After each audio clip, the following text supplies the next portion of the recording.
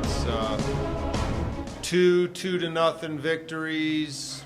I thought really good defensive efforts. And it felt good just to kind of validate what we thought about our team. You know, after a tough opening weekend against two teams that are currently in the top 10, I don't think there was any self-doubt, but you want results. And we played extremely well this weekend and got two well-deserved wins against two very good teams. And we're in a good place right now. We're healthy. We were without a starter both games. Matt Constant was away with the Canadian under-20 national team. Wasn't available Friday. He was down in Costa Rica, and then he got back in time for the game Sunday. But, you know, it wasn't the right thing to play him just coming off big travel. So I think that was good. You know, we moved some guys around and had really good performances. Team's just in a real good spot right now. Coach, can you explain why in 4 games your defense is so effective? Good defense. No, I mean, we got to. We have, if you say 3 exhibition matches and 4 regular season games, so in 7 competitions, we haven't given up a goal in the run of play. You know, knock on wood. But yeah, I think we're strong defensively. But I think it's like in any sport. You know, I mean, your best defense is a good offense. Your best offense is a good defense. I mean, we've had a lot of the ball, and we've made good decisions. So we've been able to defend in good areas with organization. You know, the challenge, and I would say it's probably true in any sport, the challenge in defending is in transition. When you can be organized and be behind the ball and be on your front studs and facing your opponent, defending's not as hard. If you're backpedaling and chasing and scrambling, it's hard to defend. And we've been really good in terms of with these, you know, starting positions and the decision making on the ball. So, you know, defending is a credit to our attack as well. But it's, you know, it's just been really mature approach to things. And I'm proud of our guys. It's an intelligent group, good leadership, and two good performances.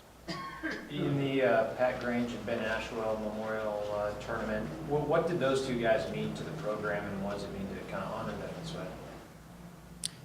You know, we got their pictures up down in the meeting room, and it's yeah, it's always a tough one just to look at those guys because you see them in their glory. You know, there's pictures of those guys playing, wearing the jersey, and yeah, it means a lot to recognize them.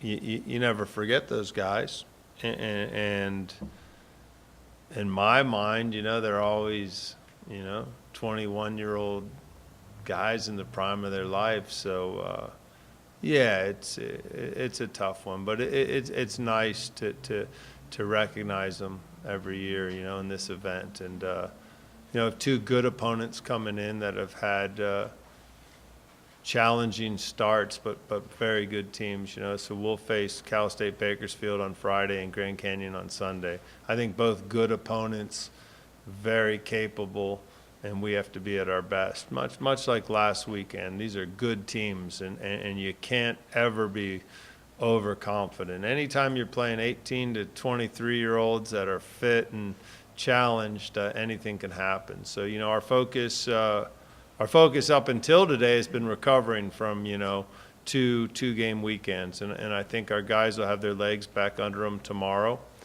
and will really begin to focus on Friday's game. But a good opponent, and we're excited to play. There's just a good energy right now amongst the team. You know, they want to get out there, they want to compete, and there's competition within the roster, which is, from a coaching standpoint, it's always a challenge. You know, it was. And I don't know if it was mentioned, the team we played Sunday, Cal Poly, their head coach, Steve Sampson, he was the U.S. national team coach at one point. And then he coached Costa Rica's national team. So on the men's side, there have only been 2 Americans to coach a foreign national team, Bob Bradley, who coached Egypt, and then Steve Sampson, who coached Costa Rica. So we spoke a little bit after the game, and you know, it's player management. Once you get rolling, you got to make tough decisions. You got to keep guys happy.